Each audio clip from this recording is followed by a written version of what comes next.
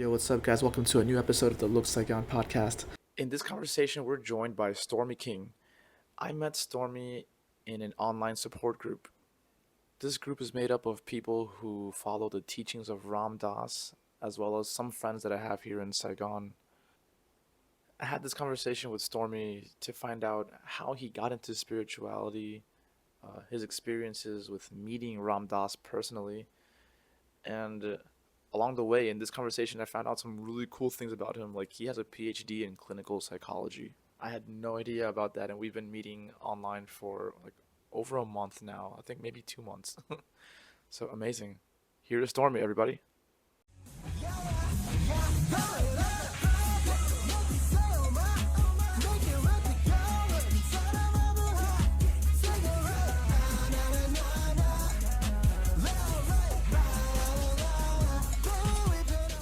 Some really cool Yeah. paintings behind you. These are Buddhist mandalas. Mm. They're from a book called Celestial Seasonings, and I took the book apart and put the pages up on the wall. It's a huge book. Uh-huh. Wow. Cool. Yeah, I wanted to ask you, like, yeah, how did you first get into spirituality? My mom met um, my mom studied alternative thinking before I was born. He was into Alan Watts and Edgar Cayce and New Age thinkers back in the 40s and 50s. Wow. I wonder how she got into it. Yeah, that's a good question. I didn't really thought about that. Alan Watts had like a radio show or something? I'm not sure. Um, um, um, Aldous Huxley wrote a book. Actually, that's what I was thinking of, called "The Doors of Perception" in the 50s, about the time I was born. And in it, he described his experiences with mescaline. And my mom and her best friend read that book, and I guess you'd say they were psychedelic curious. Um, but and then my aunt was given peyote in 1962 or three, and she convinced my mom to try it, and then they went to a seminar in 1964. They went to a weekend seminar uh, conducted by Timothy Leary and Richard Alpert Mm. about at S1 about how to use psychedelics to achieve a chemically induced spiritual awakening. And Whoa. that's where my mom met Richard Alpert, and they stayed friends even after he became Ram Dass. They were friends for quite a while. Wow, so they were saying that they were encouraging spiritual awakening through mescaline. And LSD. Okay. I wonder how they would have to find spiritual awakening at that time. Because this before he was Ram Dass, right? Yes. So I wonder what that meant to them. Like just that word, spiritual awakening. Yeah. Well, if you read the book The Psychedelic Experience, it was co-authored by Timothy Leary, Richard Alpert, and Ralph Metzner. Um, they talk about ego death through the use of psychedelic experiences.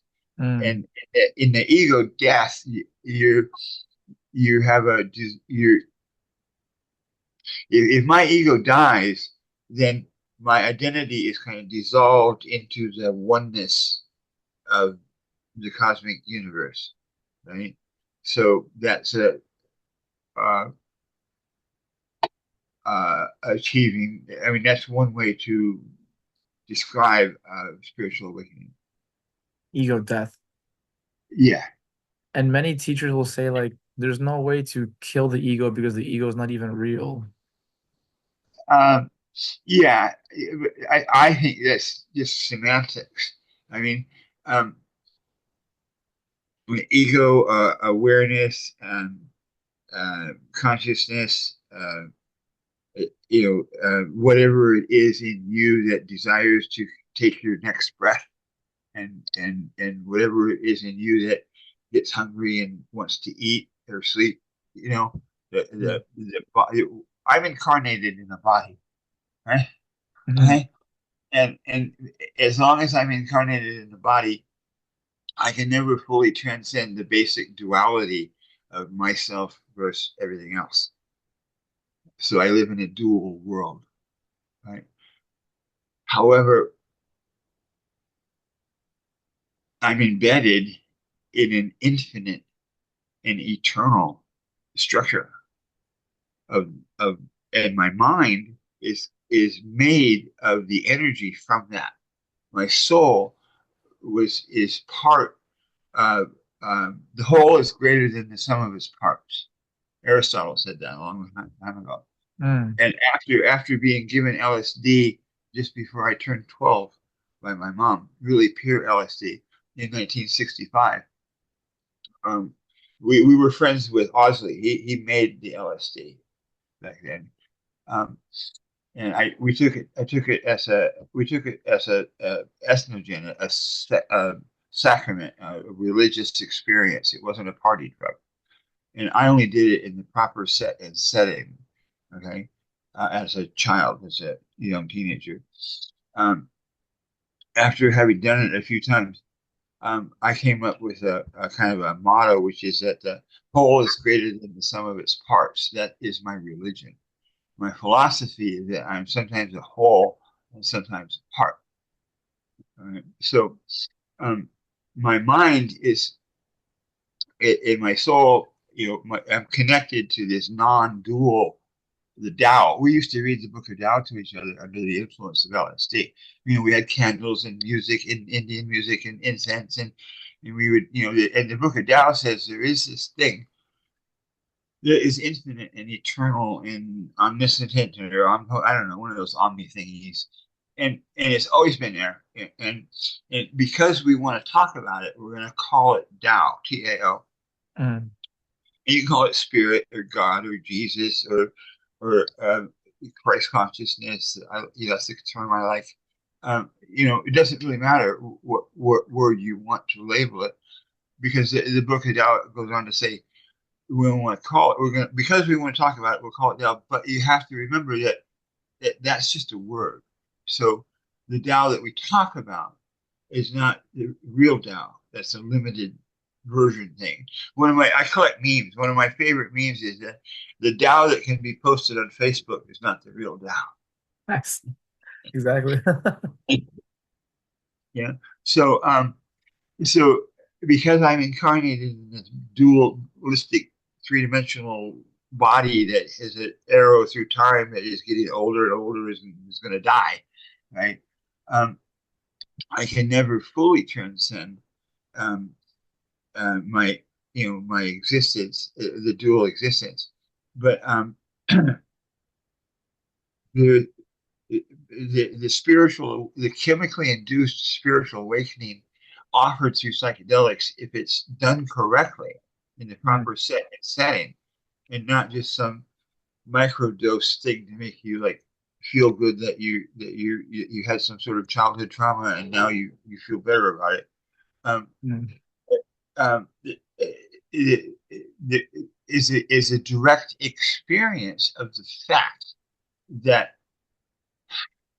that um, that the dual universe existence um, uh, can be okay. So Ram talks a lot about you know an awakening. If you have an awakening, and anything can be used as an awakening, people can awaken to the fact that there's more to life, to the universe, than just this dual existence, through skydiving, through um, sitting cross-legged, through meditation, through sex, tantra. You can use anything to awaken. Psychedelics are just a really powerful kind of like shortcut, if used correctly, right? Hmm.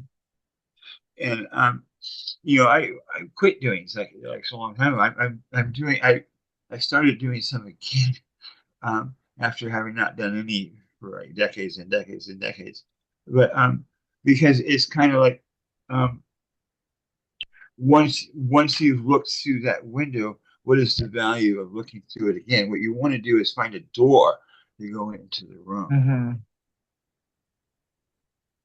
Can you tell us about that first trip? You said you were about 12 years old, right? I wasn't quite 12 years old then. Wow. Yeah. Well, we had just moved to Los Angeles, and we had a beach. We had a house on the right near the beach in Venice, and I remember walking out with my brothers and sisters into the fog and listening to the waves and wondering if we were going to know how to get back. Cool. It was really fun. Wow. Did you have any like deep insights? Mm. I, I don't remember any of that first time. I do the second and the third time. That was in '65. A year and a few months later, Christmas of '66, I had just turned 13. Um, a friend came from the lab where they were manufacturing this stuff, and I watched him put 3 drops in a gallon jar of water, and he mixed it all up, and we all had a half a glass, right? And I'm guessing now it was probably around 1,200 micrograms, because I felt the presence of God, and I watched the walls melt, and Whoa. I definitely had some profound experiences, and remember them from that experience, from that trip. Yeah, What was it? 3 drops into a three gallon? drops into a gallon of water, Whoa. and then, because the reason it's measured in micrograms is that it technically it is. I tell people it is a neurotransmitter. Okay, the molecule itself goes across the blood-brain barrier and makes your brain cells um, talk to each other in ways that they never did before. All right. But that's not precisely true. I taught one of our friends, named Tim Scully, was um, taught how to make LSD by Owsley Stanley, who manufactured all of the really good stuff in the late '60s. There's a documentary called The Sunshine Makers about Tim Scully and Nick Sands and a guy named Don Douglas also, who manufactured millions of hits of Orange Sunshine in the late '60s for distribution in the hippie era. And Tim Scully's a friend of ours. He's a friend of mine. And I was asking him, um, I had this all on my website at one point, and it got removed, um, on the blog section. But anyway, he wrote a letter for me to explain it a little bit more. Um, it's not that LSD itself is exactly a neurotransmitter. It's the way that it potentiates the serotonin across the synapse in the brain. So, I've been saying it not exactly correct most of my life, but you get the point. It's measured in micrograms. It's, so three drops with the 3 drops was diluted. I mean, if it was pure, it would have been way too much. So, Wow. right. So you said you remember part of your trips, the second and the third one, right? So for the second one, you were, is it like about 13? Yeah, the most powerful one, the one I remember most strongly, I had just turned 13. Whoa. What was the trip like? Well, like I said, we had candles and incense, and it was Christmas. My father had come down from Sacramento, and my aunt was there, and her children, and we all drank from that gallon of water. and it was just kind of a mind melt thing. Oh, uh, it's pretty hard to put into words. I mean, the Tao that can be talked about is not the real Tao. That is true. Uh, Mind melt. Did it feel like, do you think it kind of felt like an ego death? Like an ego death moment? yeah, I would say that. Yeah, yeah, And you were like the observer, you were just watching these things yeah. happen, whatever was happening. Yeah. So I wonder, So, yeah, go ahead. I was gonna say, I wonder where Stormy was during that time. Yeah, yeah, I don't know. I mean, the thing about Ram Dass went to India looking for a way to get high and not have to come back down, right? And he found it in his guru, right? Um, and it's a really valid point, which is that the chemically induced spiritual awakening um, is just a peek through that window, okay? Um, what I've been doing lately is I've been reading this book about enlightenment through the Yoga Sutras of Patanjali, and I've been um, doing some psychedelics, and I've been talking to people about Ram Dass spiritual lessons, and I've been using all these different tools um, in a very holistic kind of way, right? Hmm. And I have a lot more inner peace and a lot more equanimity and a lot more um, uh, happiness. Happiness. Hmm. Yeah. How old were you when you met Ram Dass? I was 12. Ah, nice. Was it after your trip or He before? wasn't Ramdas. He was still Richard Alpert. Ah, right, yeah. Yeah. And we became water brothers. Have you ever read a book called um, A Stranger in a Strange Land by Robert Heinlein? I haven't. Hmm. In the book, the characters sip water from the same glass because one of the main characters is from Mars, where there's hardly any water. So it's a significant ritual, and it means that you share everything from that point on. You're like family, right? So we found out when we met that we both had this love for this science fiction book. So he and my sister, who had also read it, we formally shared sips from the same glass of water.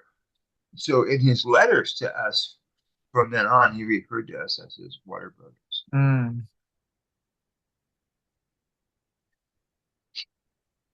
Wait, did you meet him before or after your first trip? It was after. After, wow. How old were you when he returned from India as Ram Dass? I would about I was 13. Ah, okay. Yeah. Did he seem a lot different than how you remembered him Well, before? you know, I was pretty young. He was mostly a friend of my mother's, Uh-huh. right? And they communicated by letters and phone calls more than at physical visits at that time. I mean, he was traveling and you know so I met him when he came to our house in Venice and before we moved to Redondo Beach. Before I had that really profound trip I told you about was at age 13. And then he went to India. And then when he came back in 69, before he wrote Be Here Now, um, we went to visit him uh, in Esalen and I have some photos of that day. That's on my website. Um, so and then in the early 70s, I went to see him after I had some problems. There's a really interesting story about um, him um, my mom reaching out to him for help when I was in 1973. I was having some real problems. So I didn't. Okay, to answer your question, um, did he did he seem changed? Yes, actually. From what little I knew of him personally, he definitely seemed changed because when I met him, he was Richard Alpert, short hair, and then when I saw him again, and I had photos, he had this long beard, he wore white robes. It was very different. Cool. Yeah. Damn, what did it feel like to be around him? Um, yeah. Well, I was only in his presence a handful of times, and only one of those times was for any really long period of time where we spent like all afternoon with him, at Esalen. Other times it was just like a visit for an hour or so. Um, Mhm. um, he had a very strong presence. He's a very powerful person. Mm. Yeah, what's one of your favorite memories of him? Um, the last time I saw him, it had been a very, very long time, um, was after his stroke. Um, Cool. he was, I was living in New England, and he was back on the lecture circuit.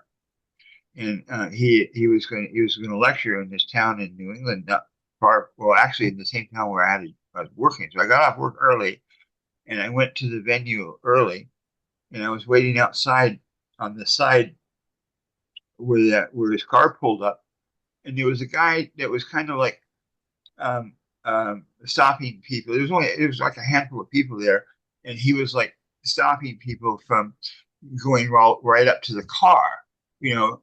Um, but I slipped around him anyway, and while they were getting his wheelchair out of the car, I had a short little conversation with him, while he was in the passenger seat and through the door. I gave him a hug, and he was really happy to see me. My mom had passed away, so we had a little conversation about that. And I told him I had gone back to college in midlife and gotten a degree in psychology. But I had been an electronic technician, and then I got a Ph.D. in clinical psychology. And Whoa. he was like, why did you do that? And I told him, I said, well, I wanted to live off the student loans. And he laughed. And I knew he would laugh. And Wait, it was partially true. It was it was part of my motive. wait, to live off the what? Student loans. Oh, cool. Nice. Wow, so you have a PhD in psychology. Yeah. Amazing. What is something that you think everybody should know about psychology? Um, yeah. Our ego is not necessarily bad or good. It's just what we use to differentiate ourselves, and to um, uh, to structure our identity so that we can we can we can cope with the fact that we're incarnated in a body that is dualistic. Yeah. Okay, yeah, okay, and that the trick is to not buy into the fact that the ego always wants to be satisfied, and that the ego thinks the ego is this force of the desires that lead to the kind of suffering that is the trap of the incarnation. Mm. That's the whole thing that Buddha shared about how to get out of. Does that make sense? I mean, I just thought of that. I mean, I don't really know. I mean, this makes sense also why you know about J. Krishnamurti. It's like the same message, right? Yeah, he was a Buddhist, like Thich Nhat Hanh, you know. Um, yeah, I didn't study either of those two people, but they're not at all dissimilar from what Ram Dass shared, Right, exactly. That's why I trust Ram Dass completely. right? Yeah. And the message of Ram Dass and Buddhism in particular is resonates with so many in the West because it's um, you know eh, okay, so uh, uh, Christianity and the other major religions involve deities, right? Okay, and worship. Um, and, and Buddhism doesn't. I mean, Buddhism is practiced as a religion by hundreds of millions of billions of people, I guess, right? Mm, But it's not really a religion. I mean, you can argue this point until you're blue in the face. Buddhism is a philosophy that can be practiced as a religion if you want. And mm, it is practiced. I mean, there's lots of Buddhist monks and there's Buddhist monasteries, and you can religion just means like a set of dogma and rules and an order and structure. And I don't know exactly what the word religion would mean, but at its core, I mean, Buddha never said, do this, that, and the other thing and worship me, you know right. or that I'm the savior, and if you do it, it's different. It's very different. And Hmm.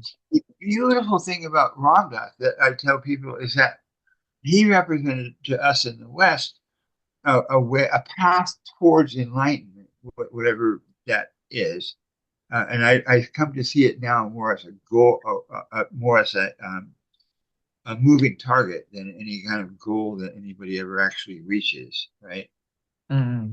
Um, he represented a path towards that didn't involve sitting cross-legged on a mountaintop for 40 years, right? He said things like, if there's two things. Okay, this is the fun part. How long do we have? So an hour? Is this Yeah, yeah, 1 hour. 1 hour? Okay. Um, this is the part I want everybody to know, right? I was exposed to these teachings at a very young age. We got our copy of From Bindu to Ojai, which is the brown pages of Be Here Now printed in a large format that came out before Be Here Now. And it came out with a record, it came out with these other pamphlets. It was all incorporated in, except for the record, it was all incorporated into the book Be Here Now, like a year later because it was so popular. And we got our autographed copy when I was a senior in high school in the winter of 1970-71. And we listened to the record. It was him chanting, and I learned how to um, use a mantra and had a mala. It's in 1971, you know, and in those pages, the brown pages of Be Here Now, he talks about a lot of what we just went over about um, seeing past the dual nature of things and how it's our thoughts that create um, um, um, that we can transcend um, normal thinking. There's other ways to think about. There's other ways to be in the world, right? Um, so it was all there for me, laid out, and I practiced quite a bit of it, even as a teenager. Um, but then, I fell into materialism. I had two marriages. I suffered several different addictions. I'm a recovering alcoholic and gambler, and I haven't gambled I'm recovered, in certain areas, and I did most of my life. I didn't really pay much attention to my need to practice having a spiritual path. I would give lip service. It's like, oh, I knew this famous guy, Ramdas, and blah blah blah, and I wasn't completely unspiritual in that sense, right? but so all right, so here's what I say. I had it's kind of ironic. I had all these tools laid out and all this information, and it transformed me completely. I would have been. It was amazing, but it's only been in the last um, it's like 2018. What is that? 6, 7 years that I re I started listening to his podcasts and reading his books and talking about him and being active on social media, so that I come back to these teachings and have it really transform my life again. Okay, all right. So that's what I haven't been a student of these all my life. Right. It was like when I was young, and now again that I'm retired. Right? Mm. But here's the part I like to share. There's a couple of things that I have told people about Ram Dass all of my life, ever since way back in the 60s and 70s, right? And one of them is this thing that he said, he represents as a way to part of the reason that he was so attractive and his message resonated so well is that the traditional view of enlightenment of people in the West is that you go off to a monastery and you sit cross-legged and you go, Om Mani, for years, right? And then you're enlightened, and whatever that is, right? Mm. And Ram Dass was like, no, you're married, that's your dharma. You have kids, Right. and so what I would tell people all my life is that Ram Dass would be like, if you're going to be a garbage person, be the most spiritual garbage person you know how to be. And like, oh, and there was karma yoga, okay, and and then the other thing I told people all of my life, all these many, I'm like 71 years old now, ever since 1971 when I was 17, is that be here now does not mean um, you don't make plans to go to college next fall. Right? It means you make those plans in the context of what's going on in the here now, and you let go of whatever actually happens next fall. Mm. I've repeated those exact words 1,000 times. Yeah, It 1,000 makes times. sense, right? Like you can still plan for the presence that is on the way, right? I guess that makes sense. Like, Yeah, well, people think be here now, and you just like so you can't pay any attention to anything else. Okay, yeah. and then and if you listen to his podcast, he talks frequently about um his enlightenment is to do what's on his plate, to take care of whatever is present in his life. If it's the phone rings, you this is in be here now. If the phone rings, you pick it up. Yeah. You know, okay? Or if you need to make a phone call, you make the phone call. I mean, whatever's on your plate. Okay, Yeah. that's what you take care of, and then you go back to your breath, or you go back to watching the sunrise, or you go back to whatever your practice is. Yeah, my people talk a lot about um, Ram Dass's path was a devotion to his guru. All right, my path is selfless service to others. Mm. Is a name for what I can. But I don't have a formal practice anymore. I had mantras and I meditated for a long time back in the 70s. Um, and I have a mala that he gave me that has a thread from Maharaji's blanket in it. And um, but what I tell people is that my life is my practice. Mm. In other words, um, every instant is an instant to be in that instant. And if I don't bring any of my past into this instant, and I don't bring any of the future into this instant, what's left is cosmic joy. Mm. Just cosmic joy. It's just filled. It's magic. Yeah. This book I'm reading. Um, this is a really, really profound book. It's called Enlightenment. Um, a new translation and commentary, the pre-Christian roots of the Isaiah's Ascension teachings about the Yoga Sutras of Patanjali by Maharishi Siddhasi Isam, MSI. And there's been dozens and dozens of translations of the Yoga Sutras of Patanjali, um, which were written in Sanskrit 2,400 years ago. This one is very different from all the other ones, Mm. right? And in it, um, um, uh, in another book that he wrote that's kind of a companion to it, he uses the term congealed magic for what's happening. And I just picked up on that and I'm throwing it all around the place. This congealed magic is what we're doing. Yeah, I feel like when like if I think about Earth and I keep zooming out and just I imagine that I see the whole Milky Way, it's like, damn, this is feels like magic. Cause like what's going Yeah, on? What is this? yeah.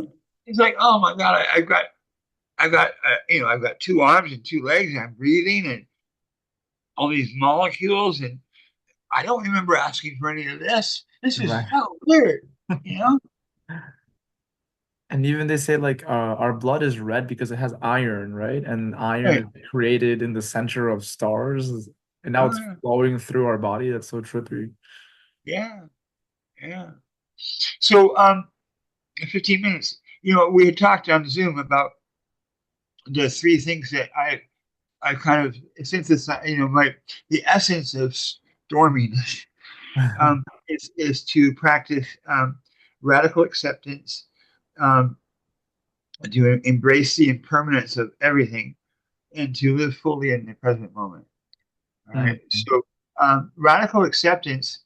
It, I didn't exactly coin the term. I don't remember hearing it anywhere, but it's an obvious one. It's actually a book I found out somebody wrote. Um, for me, it means the instant that I perceive that the universe has shifted and it's not going in the direction that I thought I was planning on, I go, oh, okay, I guess we're going that way now. All right. What do I need to do to make sure that I'm safe and secure and of service going that way? It's like this shift. And it doesn't mean approval. It doesn't mean that I stop trying to achieve, to end suffering for other people or myself, or to be of service. Um, the third patriarch of Zen says that for a fully realized being, all self-centered seeking ceases. I love that. It just stops, right?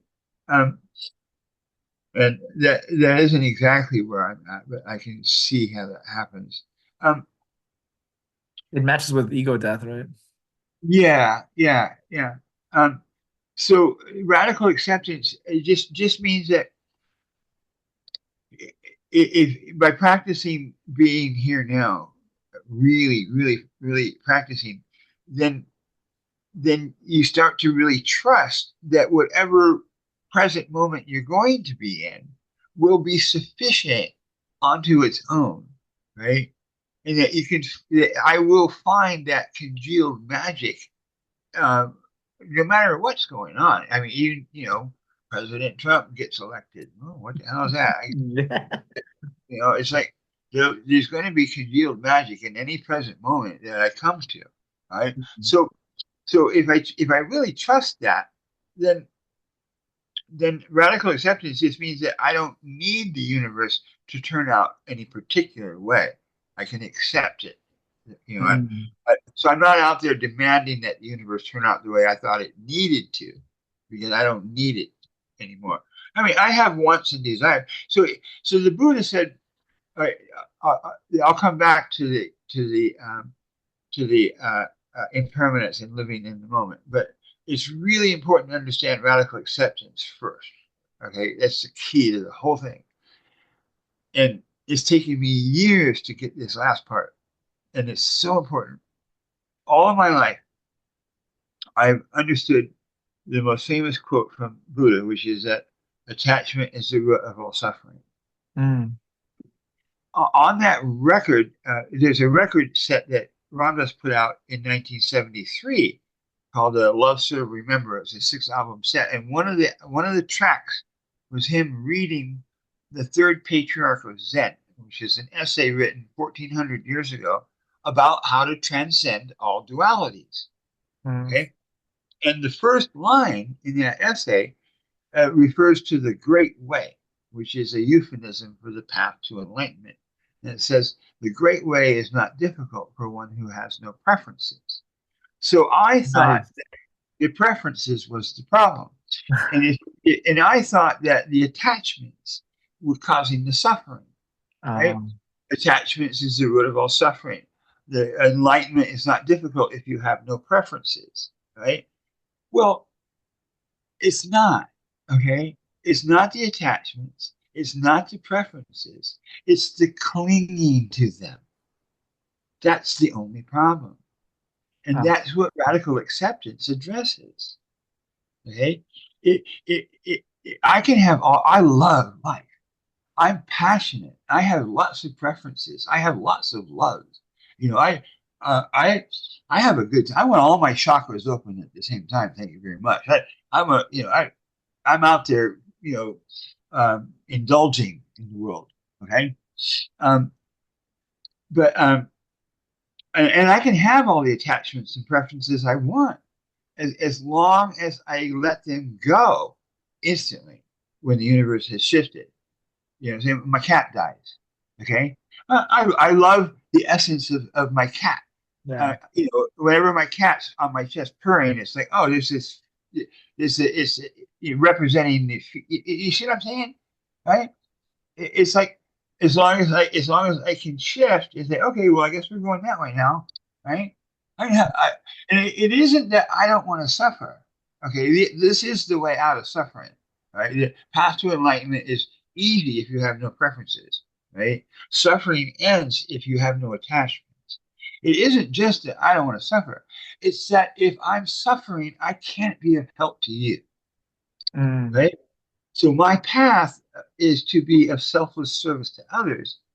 And if I'm suffering, I'm not on that path. That's what I'm talking about. For me to be on the path is to be able to practice radical acceptance, right? In this way, and that's the relationship to Mm. uh, um, suffering and acceptance and preferences, right? Mhm. Now, living that way allows me to embrace the impermanence of everything. Right? When I come out to the world, knowing it's impermanent, knowing that living with the impermanence of everything, then I'm like, you can just dance, you can just play with it. Yeah. Okay. For ever since I started doing psychedelics again, um, 8, 9 months ago, I was like shaking up my whole world. I questioned everything. I want it to be impermanent. Okay. I'm like, oh, I'm going to rearrange this. I'm going to cook these foods differently. I'm going to see. I'm going to try 5 new things every day. Just to see Mm. how it goes. Right? It's Yeah. all impermanent. Make it more impermanent. You see what happens. Anyway, it's beautiful. It's beautiful, and it's so much less stress just to know that it all comes to pass. It all came so that it could pass. Right? Now, living fully in the present moment, living in this instant. This is the Yoga Sutras of Patanjali were written 2,400 years ago. The first one is now. The is the teachings of yoga. That's the whole thing. Now, it's just this is this instant is um, um,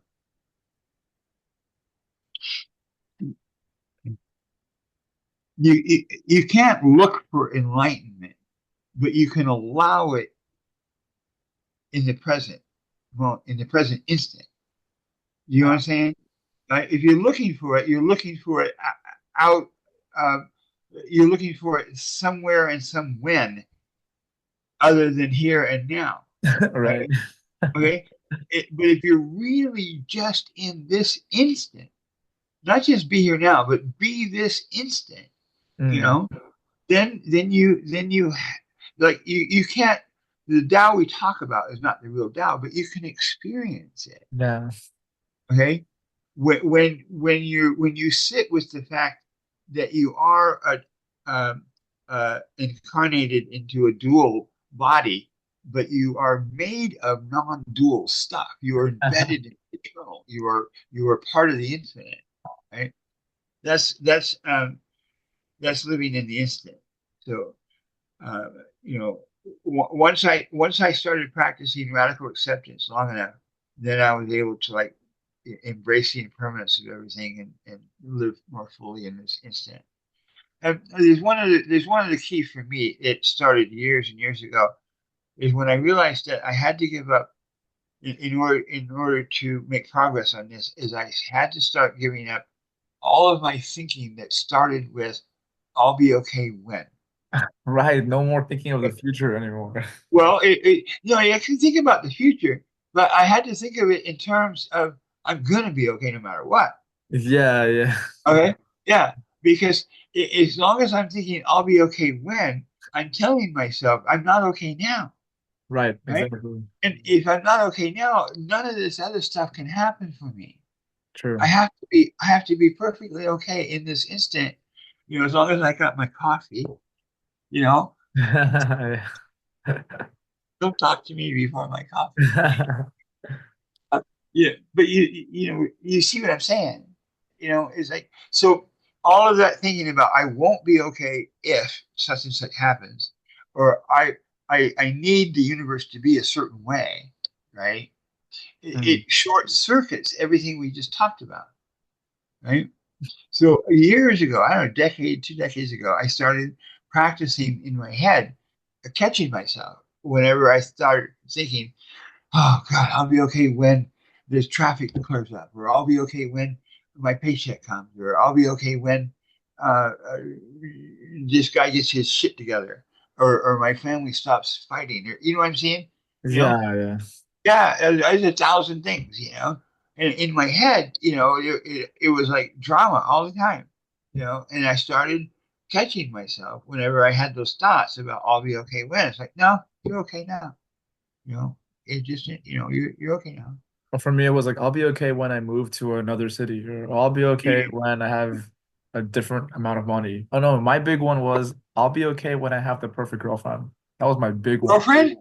That was my Girlfriend? big one. Yeah, that was my And big how did one. that work out? Like when I realized that it was not true, like my mind just kind of like broke. Yeah, yeah, yeah. Yeah, the girlfriend one, I told myself that for a long time. I've been single for a long time too. Um, but the girlfriend one is interesting. Relationship karma is the hardest one because we one of our biological imperatives is to reproduce. I mean, it's strong, okay? And everything in our body that is we talked about the desire that comes up to eat, the desire to sleep, the desire to reproduce, right? Sex and all of those layers beyond that. Um, um, it's Ram Dass talking some of his podcasts around relationships and using relationships as a spirit for spiritual growth are so profound, right? Um, but I had the same thing as I'll be okay when I find the right girlfriend, and then I thought about it finally one day. And I thought, well, you had the right girlfriend a couple times and it didn't work out real well. What are you thinking? Yeah, You know, it's not. That's not it. You'll be okay when you stop thinking you need to be okay. right. Yeah. And it took me a long time. Like, geez, like I started my, let's call it my spiritual journey, like in 2020, and it's still, even after like 4 years of that, it's like I stopped seeking enlightenment, but I kept seeking happiness through Oh, that's a relationships great point. or Yeah, through like whatever like other right. things. I was still seeking, and I still have to catch Yeah, myself now. yeah. Well, I do some of that. I know what you're talking about. Yeah, the satisfaction, happiness, joy, you know, party. Um, Like I was still seeking safety. There was still an sorry, Nick, Alexa, here's your reminder. Alexa, stop. Stop. Okay, good. Um, yeah, like I had stopped seeking the whatever enlightenment was because I finally got the hint that it's a paradox. You can't seek it. But I forgot about not seeking happiness, and I forgot about not seeking security, and I just forgot about ego death altogether. I was still like there was still an I that was seeking these things. uh-huh. Yeah, and there will be again. I mean, you Yeah. know, yeah, yeah, and we're here to remind each other, you know, like guardrails. We're guardrails for each other to stay on the path. Right. Like I'm so happy to meet you and the support group because like I didn't have this. Yeah. I've been doing this alone for years. Yeah. So I'm Yeah. glad that I finally found you Yeah. guys. Yeah. Yeah. Me too. Yeah. I'm glad for all of it. We take refuge in each other. That's kind of a Buddhist thing. Um, so we have to end right on time, or does it matter? We can go a little bit longer. Because also I had a question for you. Like Uh-huh. you mentioned radical acceptance. So I was wondering how, like could I give you like a real life scenario like of my own challenge and can we try to solve it with the radical Absolutely. acceptance? Absolutely. Sure. So something that I felt today, just some really dark thoughts in my mind about myself. Um, I think also I'm crashing from like a pleasure consumption of like just delicious food and good moments. I think I'm kind of crashing from that today. But so during this crash, I occasionally hear like a negative dialogue. And this time what it was saying was like, nobody actually cares about you, like trying to convince me to believe that and looking for evidence. And then it feels like there's just something whispering like in my mind, like it's like I told you nobody cares about you. I told you. And I'm at least I can hear it and I choose to not believe it. But I still hear that dialogue in my mind and it's just why is that even there? Like what can I do about this? Um, well, um, the first thing that comes to my mind, the tool that has helped me the most is cultivating the witness. Um, and Yeah. I mean, and that is another one that I have told people about all my life. I mean, there's a couple of things that stayed with me and helped me since I was a kid. And cultivating the witness is, I hold my hand out in front of me and I visualize my whole world in my hand. And it's like, oh, here's this stormy dude. And he's concerned about these thought patterns in his head and what they might mean. And oh, isn't that interesting? He's got these ideas that that nobody cares about him. And he's wondering if it's really true or not. And I wonder how that's going to turn out, right? Isn't that interesting? Uh So you can get curious about it, and then suddenly you have one distance removed in your emotions from it, right? Exactly. put You some like look at you like watching your own life on a screen rather than the actor in it. Okay, yeah. right? And suddenly the sky is not falling. Okay, and you can and you get um, a chance to see the bigger perspective, right? Which is that um, um, it's all playing out. All of our lives are playing out on this field where um, um, our thoughts create what we think is real. Mhm. Um, but it's just in our head. right? It's all so much just in our head.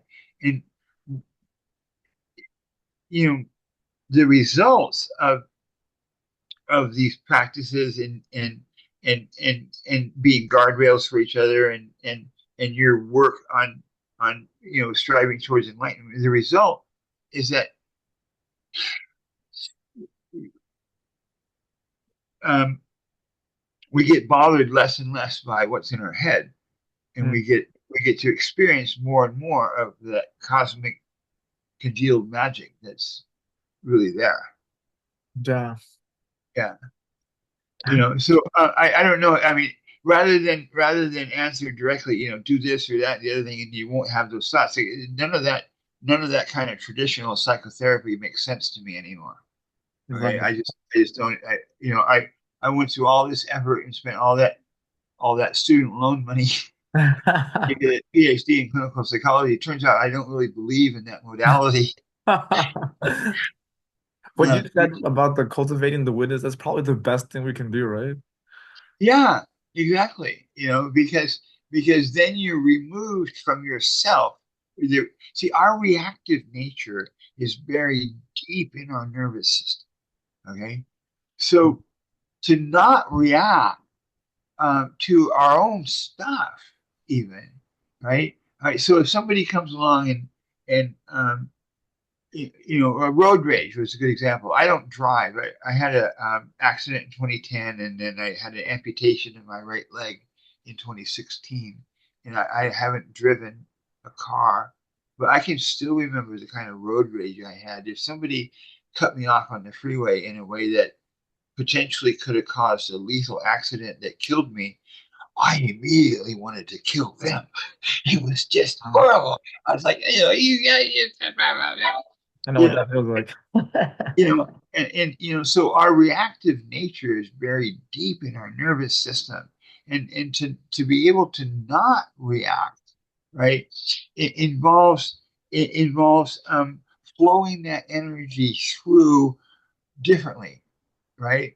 Being able to see it coming, to feel it coming, to have to have the awareness of that thought starting up in our brains. It's like, oh, here it comes again, and then witness it rather than just run with it, right? Yeah. And I say, oh, I'm going to want to kill that guy because he cut me off. Maybe and experience it from a distance rather than from that dualistic I am ego me Stormy, I'm gonna go kill that guy because he almost killed me kind of shit. Yeah. Right. Watching your mind do whatever it's doing. Like today I was watching my mind kind of trying to figure out like, do people actually like me? Do they not? And I was doing my best to be the witness and just watch it and be like, dude, what are you doing? I'll give you a little secret, Nick. Nobody really cares about you. Nobody really cares about me. Nobody really cares about anybody but themselves. Yeah. Huh. um, you know, if you start with that premise, okay, so that was kind of a joke, right? But it was kind of not. I mean, Ah, it's a funny thing about being a human, right? We the most compassionate, loving person on the planet is still incarnated into their own body, right? And that's really as far as I mean, they can hug you, right? But they're not you, right? Do you know what I'm saying? I, I never tried to express it quite like that, so I don't know if I'm getting my point across, but that's okay. It doesn't matter. I tried.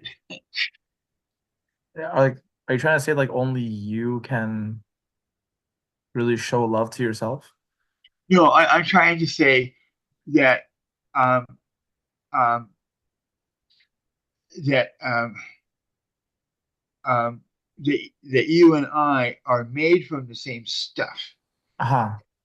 but we're always going to be separated by our incarnations. All right, it's like non-dualism, right? Like it's Yeah, one, yeah, but yeah, not. yeah, yeah. Right, yeah, exactly.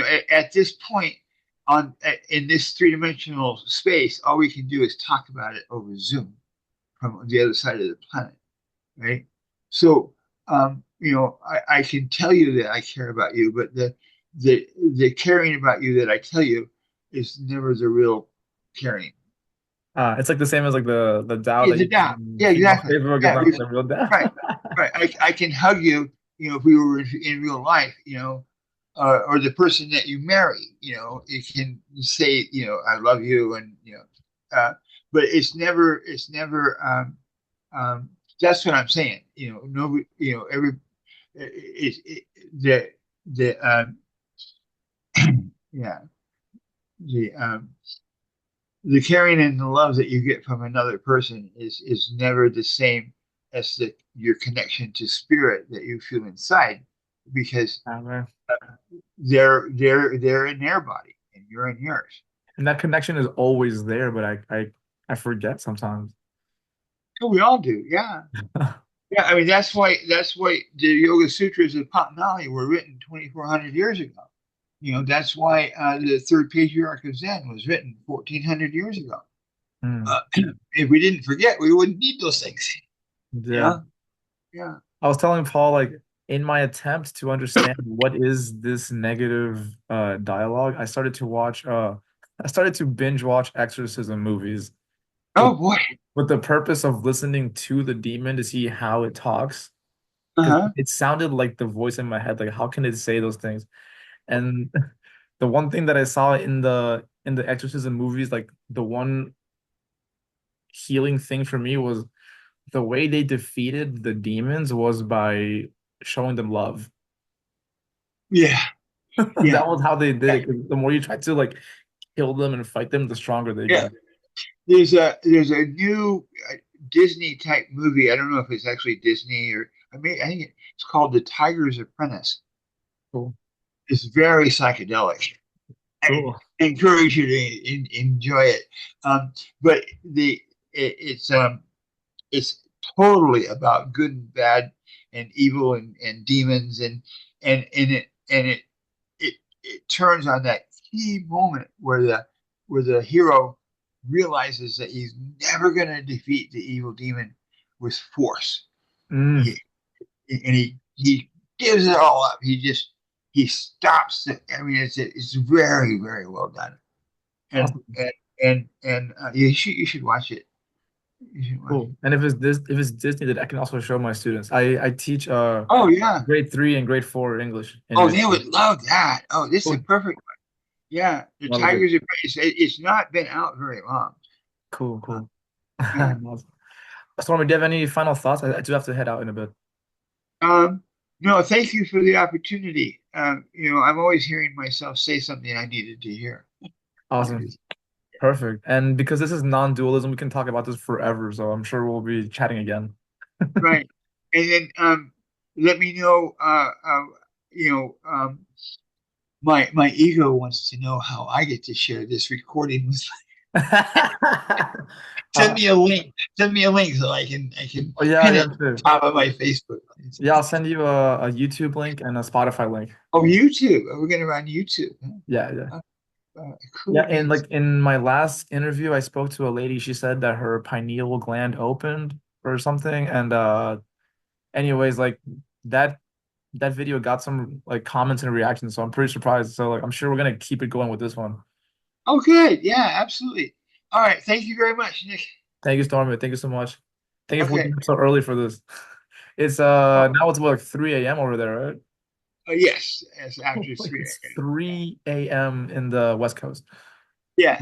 Oh, yeah. I should probably say too. I didn't just forget to shave. I'm growing a beard. I grow, yeah, I saw the picture you posted on Facebook. Well, people are gonna wonder. All right. Cool. All right. We'll see Thank you. you, Stormy. See you next All time. right. All right. Bye.